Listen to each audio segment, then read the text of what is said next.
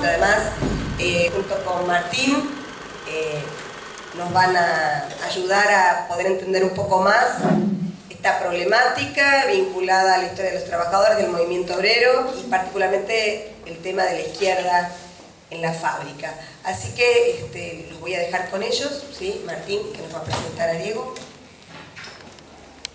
Hola, buenas noches. Bueno, cortito para hablar en menor lugar que el invitado, y además porque a mí ya me escuchan bastante.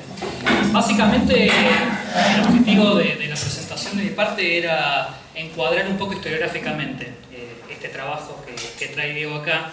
Y en ese sentido, en algo que nosotros venimos charlando, sobre todo con la materia del día lunes, ¿no? Del seminario de la historia del movimiento obrero y la izquierda, el punto de partida que yo tomaría para encuadrar el trabajo de Diego tiene que ver con un avance muy notorio que diría desde las últimas décadas, pero con mucho énfasis desde el 2001 para acá, se ha venido dando alrededor de los estudios en torno a estos dos actores, ¿no? Tanto el movimiento obrero como las izquierdas.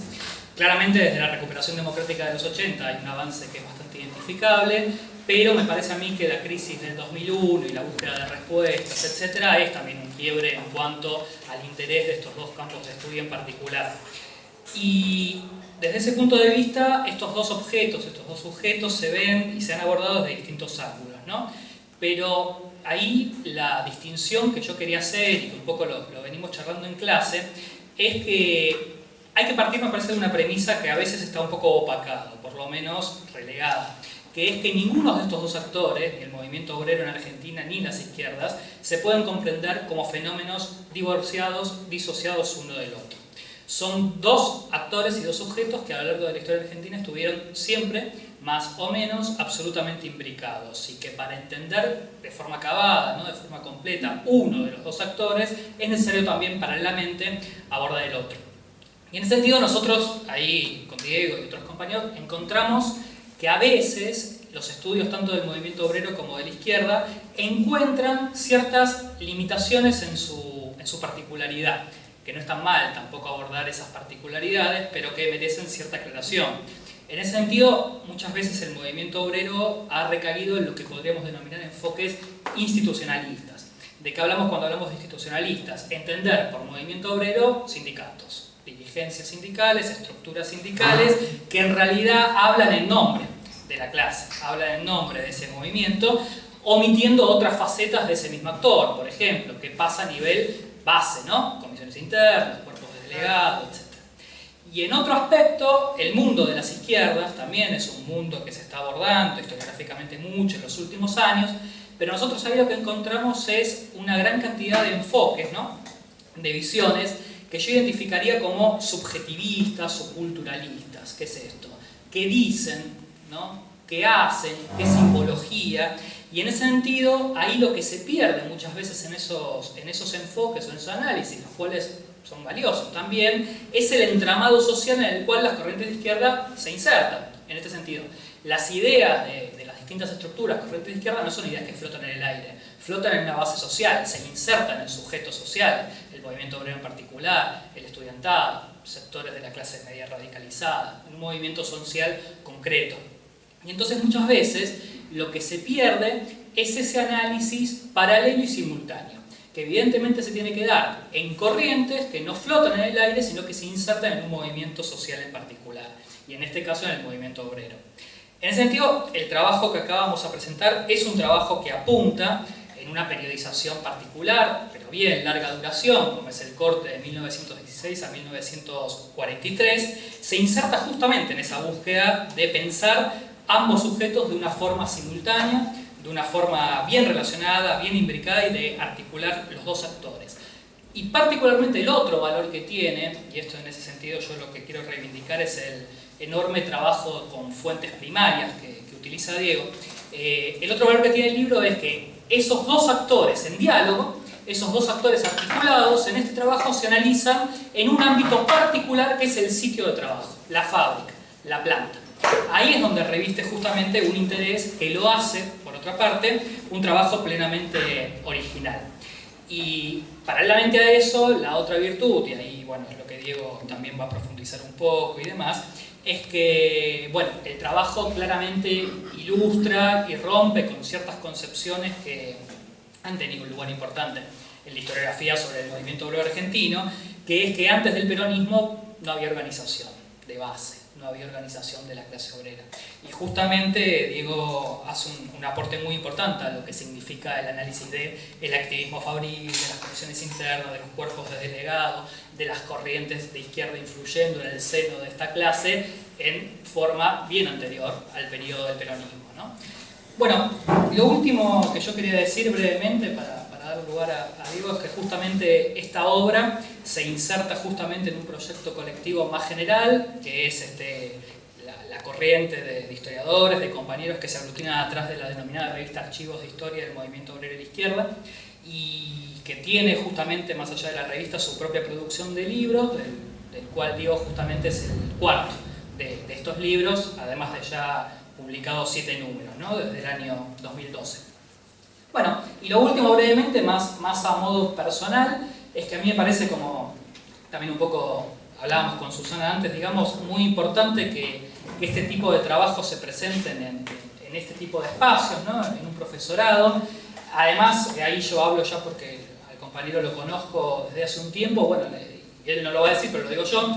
Diego también es profesor de historia de muchos colegios secundarios y ha hecho este doctorado que termina en un libro sin ningún tipo de beca, de subsidio, de nada, lo cual es muy valorable y que parte además de una premisa que yo las veces que pude en el aula lo charlé y lo comenté, que es esta necesidad, me parece a mí cada vez más imperiosa, de que el campo de la docencia y el campo de la investigación, en nuestro caso de la investigación histórica, no sean vistos y pensados como dos actividades separadas, ¿no? Y lamentablemente muchas veces, o la más de las veces, es así.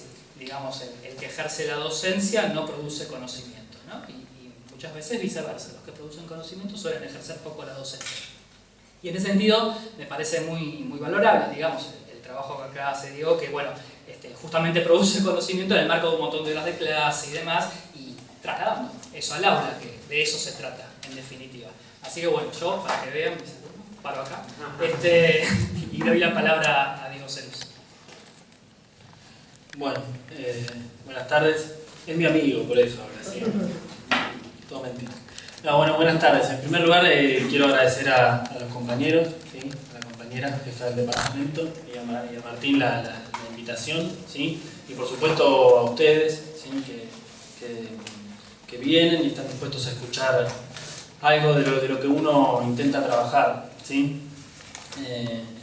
Bueno, un poco el libro es producto de mi tesis doctoral, es mi tesis de doctorado que me llevó cerca de 6 años o 7 años, como algo anticipaba Martín, en donde mi preocupación principal y el objetivo de la investigación, lo que yo quería, cuál era mi propuesta inicial, tenía que ver con investigar el lugar de trabajo, ver el cruce justamente, cuál era la historia del cruce del movimiento obrero industrial y de la izquierda en el lugar de trabajo en un periodo determinado, entre 1916 y 1943. Ahora voy a explicar un poco por qué esos años. Y un poco elegí este tema porque entendía que era relevante, que era importante, porque con eso yo sumaba a la historia más general, más global. Esto era un pedacito de algo más global que era la historia de la clase obrera argentina, que en realidad es el interés con el cual uno produce, era ver una parte de la historia de la clase obrera argentina. Y yo entendía que allí había algunas cosas que todavía no habían sido preguntadas o que podía aportar algo en algún sentido original y más o menos en 3 grandes campos. El primero es que cuando se veía la historia del movimiento obrero en la fábrica, en el lugar de trabajo, en el taller, siempre se veía en la segunda mitad del siglo XX, ¿sí? Nunca con anterioridad. Ahora después voy a decir algo más sobre eso. La segunda cuestión es que cuando se veía antes del siglo XX, si bien había estudios, muchos en los que me basé y que me sirvieron muchísimos historiadores, sociólogos y politólogos, pero la generalidad era que veían el proceder o el desarrollo de los sindicatos o de las centrales obreras. Y mi propuesta era traspasar la barrera de las centrales obreras intentar ver a los obreros en la base, ver qué hacían, cómo pensaban, qué estructuras tenían. Y la tercera era ver si la estructura clásica que nosotros, que casi todos conocemos, como cómo nos organizamos en el lugar de trabajo, cómo los trabajadores nos organizamos en el lugar de trabajo, es decir, el cuerpo de delegados o la comisión interna, si habían existido otras formas aparte de esa, con anterioridad a 1940, 1945. Entonces yo tenía como esos tres grandes problemas con los cuales me enfrentaba. Y bueno, elegí un espacio que tiene que ver y un tiempo. El espacio era, digamos, la capital federal o la ciudad de Buenos Aires y el primer cordón del conurbano, digamos, ¿sí? ¿Por qué? Básicamente porque en ese momento allí estaba aproximadamente el 50% de los trabajadores industriales del país. Entonces yo decía, si encuentro algo acá, eso supone que es representativo de algo más. Era importante el lugar. Y la cuestión del tiempo tenía que ver con empezar en 1916, porque allí comenzó un ciclo de huelgas, es decir, un ciclo de protestas, ¿sí? Un alza en la lucha de la clase obrera argentina, que finalizó en torno a 1921-1922. Entonces me parecía importante parar allí. Dentro de ese ciclo de huelgas, ustedes conocerán, por supuesto, algunas de las huelgas importantes, que fueron, por ejemplo, la más conocida Semana Trágica, en 1919, en enero de 1919, entre otras, huelgas ferroviarias, huelgas marítimas. En ese ciclo está la conocida represión en la Patagonia, la conocida represión en las instalaciones de la Forestal, ¿sí? en el norte argentino. Entonces comenzar allí. ¿Y por qué terminar en 1943? Bueno, porque allí también pasaba algo importante. Y lo que pasaba importante, y ustedes lo conocerán también, es la aparición de un nuevo modelo sindical. Es decir, el golpe de Estado primero, digamos, la reconstitución del Departamento de Trabajo en Secretaría de Trabajo y Previsión y la asunción de Perón en ese cargo, y la instauración de un nuevo modelo sindical y la posterior aparición del peronismo, es decir, dar un golpe indudablemente al escenario sindical, al escenario político y a la historia argentina, como sabemos.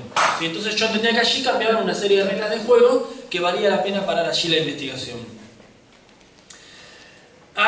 Ahora bien, el problema de la investigación, más allá de estudiar esto que decía que era el lugar de trabajo, bueno, tenía que ver justamente con esto que decía Martín, con estudiar el vínculo.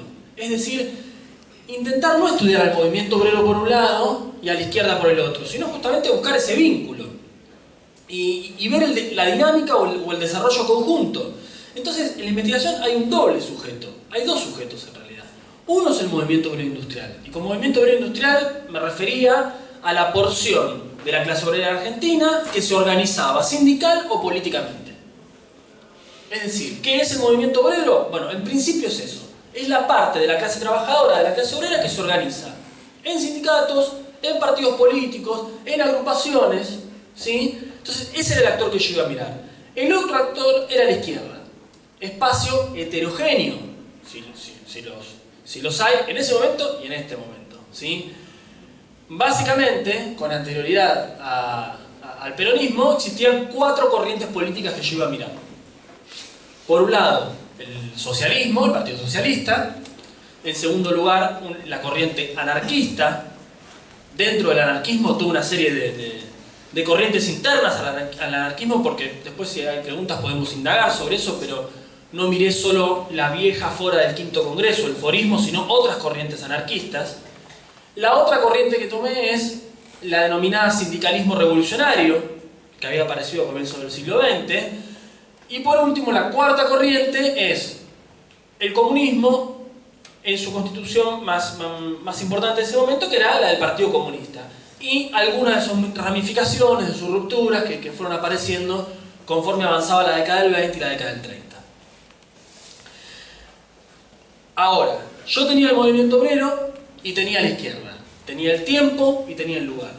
Lo próximo era elegir una perspectiva, es decir, bueno, ¿qué voy a ver de todo eso? Y bueno, la perspectiva seleccionada tenía que ver el lugar de trabajo, la base, observar la base. Ahora, ¿por qué estudiar a los obreros en el lugar de trabajo? ¿Por qué estudiarlo no en la lucha callejera, no en los partidos políticos, no en las centrales obreras, sino en el lugar de trabajo? Y yo encontraba al menos dos motivos de por qué estudiarlos en el lugar de trabajo. En primer lugar porque coincidía con un autor italiano que ustedes seguramente conocen también, era Antonio Gramsci, un marxista italiano de la primera mitad del siglo XX, que en la fábrica, en la empresa y en el taller, el obrero era el primer lugar de explotación. El lugar más importante y el primer lugar donde se lo explotaba, y en consecuencia probablemente uno de los primeros en los cuales luchaba para contrarrestar esa explotación, era el lugar de trabajo. Entonces yo quería saber de qué forma había luchado en ese lugar de trabajo. La segunda cuestión era que cuando yo leía la historia argentina, tenía absolutamente claro que los obreros en los sitios de producción habían tenido una trascendencia importantísima. Cuando uno observaba la década peronista, los obreros habían creado una fuerte organización de base. Cuando uno observaba la década del 50, con la resistencia obrera, digamos, a la Revolución Libertadora, la década del 60, y ni hablar después, por ejemplo, el cordobazo.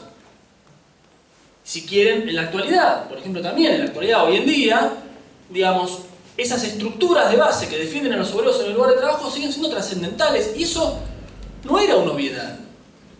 En el sentido de que eso no es así en todos los modelos sindicales del mundo. Esa es una cuestión atípica del modelo sindical argentino. Es decir, la capacidad que tiene el sindicato de llegar a los lugares de producción. Y la importancia era porque esas comisiones internas, esos cuerpos de delegados o esas estructuras en las fábricas son en definitiva las que defienden los convenios colectivos, la paritaria, las condiciones de trabajo, las condiciones en las que se produce. O sea, vos podés firmar algo en el papel, pero en la fábrica es el delegado, el cuerpo delegado de la comisión interna quien controla que eso se cumpla. Por eso, mi deducción era que también había sido un gran temor para la burguesía argentina. Y lo habían combatido en consecuencia. Digamos, la burguesía argentina podía tolerar sin ningún problema firmar un convenio colectivo, a regañadientes, pero de ningún modo podía tolerar que se lo organizaran en el sitio de producción, porque ahí sí el convenio colectivo se iba a cumplir. ¿Se entiende? Entonces, yo a partir de ahí tenía una serie de preguntas. Bueno, ¿qué formas tenía esa organización? ¿Qué formas predominaron por sobre otras y por qué? ¿Qué rol habían tenido las corrientes políticas? ¿Todas habían actuado igual? ¿Todas le habían dado la misma importancia? ¿En qué momento habían pegado un salto esa organización? ¿Qué relación tuvo eso con el proceso productivo? Yo pensaba, ¿en todos los sectores se produjo del mismo modo? ¿Era lo mismo organizarse en un frigorífico que en una fábrica textil? Y obviamente, ¿cuál había sido la respuesta del Estado y de la burguesía? Yo obviamente tenía el preconcepto de antemano que no había sido solamente la represión. Que la represión había sido, pero no solamente la represión.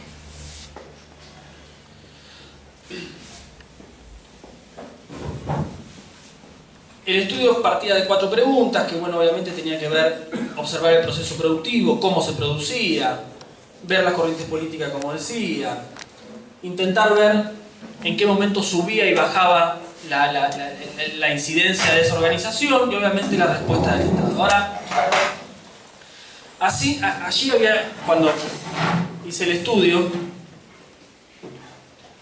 llegué al final del estudio a una serie de conclusiones. Voy a decir las 7 o 8 conclusiones y la idea es después que intercambiemos y que intervengamos todos. Yo veía, la primera conclusión era que la militancia en el sitio de producción, los obreros se habían organizado de una manera que no cesaba de crecer. Es decir, eso fue un increyendo. Desde 1916, durante la década del 20 y la década del 30, no había parado la cantidad de estructuras en el lugar de trabajo. Es cierto que había habido un salto en la década del 30. ¿Por qué? Por la crisis del 30. Porque en la posterior crisis del 30, y después de la crisis, año 33, 34, comienza a haber, ustedes saben, la sustitución de importaciones que produce mayor industrialización en Argentina. O sea, había un salto en el proceso industrial, con lo cual yo veía más fábricas, más clase obrera industrial, más lucha, más organización y veía un salto. Es decir, que si bien era un increyendo, indudablemente la crisis del 30 y la posterior industrialización y urbanización evidentemente había provocado un salto el de organización. Pero aparte, una de las cuestiones que yo veía era que a medida que crecía el espacio laboral, las formas colectivas de organización eran mayores. ¿Qué quiero decir con esto? Yo veía pequeños talleres de entre 4 o 5 obreros hasta 10 o 15 obreros, donde por ejemplo había un delegado. Pero cuando ese taller se convertía en una fábrica o en una empresa más grande, casi siempre aparecía una forma colectiva de organización. ¿Qué quiero decir con esto? Comités de fábricas, cuerpos de delegados, comisiones internas, es decir, estructuras compuestas por varios obreros y no por uno solo como el delegado. ¿Por qué? Porque básicamente no daban abasto. Porque cuando vos tenés 500 obreros tenés que editar un periódico, hacerle llegar las circulares, controlar las condiciones de trabajo de todos, intercambiar con el patrón o con el empresario por 500 obreros, por diferentes secciones, es decir, para ocuparse de todas las cosas que se tenían que ocupar, pegaban un salto de la organización individual, me refiero al delegado, a la organización colectiva, me refiero a las diferentes formas, como por ejemplo la comisión interna. Pero aparte, yo había visto otra conclusión, y era que no existía solo la forma de la comisión interna del cuerpo de delegados. Es decir, ¿qué es una comisión interna? Tenemos el sindicato, tenemos las regionales, la comisión interna actúa en la fábrica. Está compuesta por algunos delegados que eligen y esa comisión interna colectivamente negocia con la patronal, tiene varias funciones. Puede negociar con la patronal, pero también es intermediaria entre los obreros y el sindicato. Tienen esa doble función, ¿sí? Que pueden representar a los obreros frente al sindicato y al sindicato frente a los obreros. Son una especie de fuelle, ¿sí? Pero no habían sido las únicas. Existían otras formas, por ejemplo, los comités de fábricas, ¿sí? O por ejemplo las células partidarias, que por ejemplo ya no eran parte del sindicato, sino parte del partido. ¿De qué partido? Del Partido Comunista, por ejemplo. Esto había sido estudiado también por otro historiador, por Hernán Camarero, por ejemplo. Es decir, yo veía un sinfín de estructuras, secciones sindicales, es decir, diferentes estructuras que tendencialmente, paulatinamente, se fueron homogeneizando en torno a la estructura de la comisión interna. Dentro del sindicato, en el lugar de trabajo, con las funciones que más o menos hoy le conocemos. Pero aparte veía que, por ejemplo, no era la misma forma de organización en todos los lugares. Yo veía que, por ejemplo, los frigoríficos se organizaban diferente. ¿Por qué? Porque los frigoríficos tenían una estructura de la fábrica diferente. Por ejemplo, los frigoríficos en esa época, no sé si conocen, estaban mayormente en Avellaneda y en Valentín Alsina.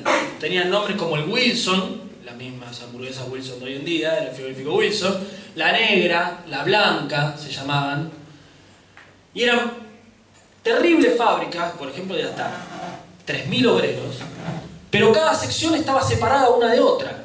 Entonces, por ejemplo, hacía falta los obreros casi no se veían la cara. La sección de las achuras estaba por un lado, la sección de la carne estaba por el otro, la sección de... Es decir, estaba todo separado. Entonces, ¿qué pasaba? Necesitaban una estructura de base en cada lugar, y no una que los represente a todos, porque prácticamente no tenían contacto. Entonces yo veía cómo, según el lugar de trabajo, también se organizaban diferentes los obreros, ¿sí? El otro elemento, la otra conclusión que yo veía es que, si bien en la década del 30 se produjo un salto organizativo, el otro salto se daba en torno a 1935. ¿Por qué? Porque allí aparecieron, se crearon, se consolidaron una serie de sindicatos industriales muy poderosos, en algunas ramas específicas. Por ejemplo, la construcción, la Federación Obrera Nacional de la Construcción. Por ejemplo, los metalúrgicos, el Sindicato Obrero de la Industria Metalúrgica. Por ejemplo, los textiles.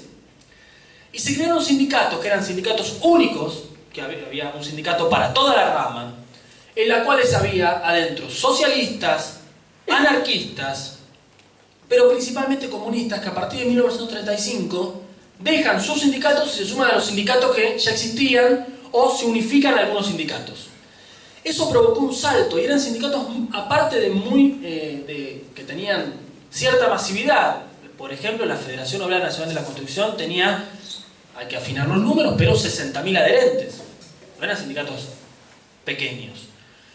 Pero aparte eran complejos. ¿Complejos en qué sentido? Que tenían estructuras mutuales, universitarias, educativas, de recreación, vacacionales. Es decir, lo que nosotros pensábamos que eso existía después, pero bueno, ya existía. Dentro de esa complejidad también lograron, digamos, desarrollar todo un sinfín de estructuras de base en muchos lugares de trabajo, ¿sí? Esos sindicatos industriales. Por otro lado, lo que yo veía era que eso, lo que yo había encontrado, contrarrestaba toda una serie de nociones historiográficas, es decir, lo que habían dicho otros historiadores. Principalmente, no sé si les suena, por ejemplo, la historiadora canadiense Louise Doyon, pero no solamente, existían otros. O Daniel James, por ejemplo, que también lo había dicho. ¿Qué habían dicho? Bueno, que las comisiones internas habían sido creadas y difundidas por el modelo sindical peronista. Y lo que yo encontraba era que no había sido así. Que había una historia previa, como tantas otras tradiciones del movimiento obrero argentino, que existieron con anterioridad. Y como en tantas otras tradiciones del movimiento obrero argentino, la izquierda había tenido mucho que ver en esa organización. Y yo diría, todo que ver. Que sin duda el corte de 1943 y la aparición del modelo sindical peronista y del peronismo, indudablemente masificó esas estructuras.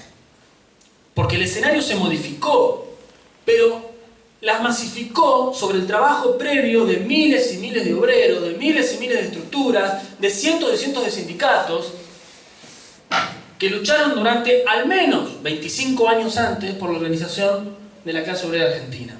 Y sospecho que incluso, aún antes de 1916, que yo no lo estudié, porque mi estudio empieza ahí, pero indudablemente sospecho que aún con anterioridad a 1916 podíamos encontrar organización en el lugar de trabajo. Una de las últimas conclusiones que yo planteaba era, bueno, las corrientes políticas le habían dado la misma importancia a ese trabajo fabril, a todas les había importado en el mismo momento, del mismo modo, y lo que yo encontraba que no.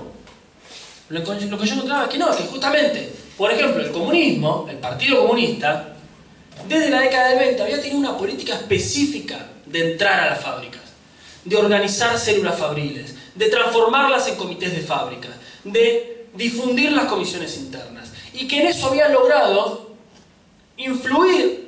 Ese había sido uno de los motivos por el cual había logrado influir en el movimiento obrero de modo más exitoso que las otras corrientes. ¿Sí? Ahora bien, las otras corrientes, por ejemplo el Partido Socialista, no lo había hecho de ese modo. Si bien tenía influencia en muchos sindicatos, pero no tanto en los sindicatos industriales, sino más bien en los sindicatos ferroviarios o en los marítimos. Pero siempre con esta particularidad de que el Partido Socialista tenía una muy flexible relación entre el partido y el sindicato, esta idea de que no buscaba orientar estratégicamente a los sindicatos que podía conducir. Por otro lado, lo que yo veía es que el sindicalismo revolucionario también había sido una influencia muy baja en los sindicatos industriales, solamente en algunas ramas, como por ejemplo en la industria del tabaco. Había logrado influir en la empresa Masalín o en la Nobleza Picardo, por ejemplo, que recién se fundaba. Y por último, el anarquismo. Cuando yo veía la fora del Quinto Congreso, la vieja fora de los viejos foristas, veía que habían perdido influencia en el movimiento obrero. Y que aparte le habían dado poca importancia a la organización en el lugar de trabajo. Pero en la década del 30, específicamente a partir de 1932, se crearon nuevas corrientes dentro del anarquismo. En 1932 se creó una nueva corriente que se llama el Comité Regional de Relaciones Anarquistas. Que es curioso contar la historia porque se crea a partir de un congreso previo en 1931. La dictadura Uriburu mete preso a aproximadamente 300 anarquistas en el penal de Devoto en 1931. ¿Qué hacen los anarquistas y los dividieron a todos por pabellones? Un pabellón anarquista, un pabellón comunista y un pabellón, por ejemplo, sindicalista revolucionario, ¿no? De otros militantes. ¿Qué hicieron? Primero se murieron a palos entre ellos, obviamente. Lo segundo que hicieron fue un congreso dentro de la cárcel. Y otro al otro año, ¿para qué? Para crear una nueva organización, que en 1935 se llamó FACA, la Federación Anarco-Comunista Argentina, y otra que se llamó Alianza Obrera Espartacus. Y estas dos lo que hicieron fue darle importancia a los sectores industriales, darle importancia al lugar de trabajo, darle importancia a las nuevas estructuras sindicales. Pero obviamente se toparon con los comunistas que ya venían trabajando de antes. Es decir, lo que yo corroboraba en la investigación era que el modo en que habían intervenido, la importancia que le habían dado a ese lugar de trabajo, el momento que habían elegido para intervenir tenía una notable influencia en la incidencia general que habían tenido esas corrientes en el movimiento obrero.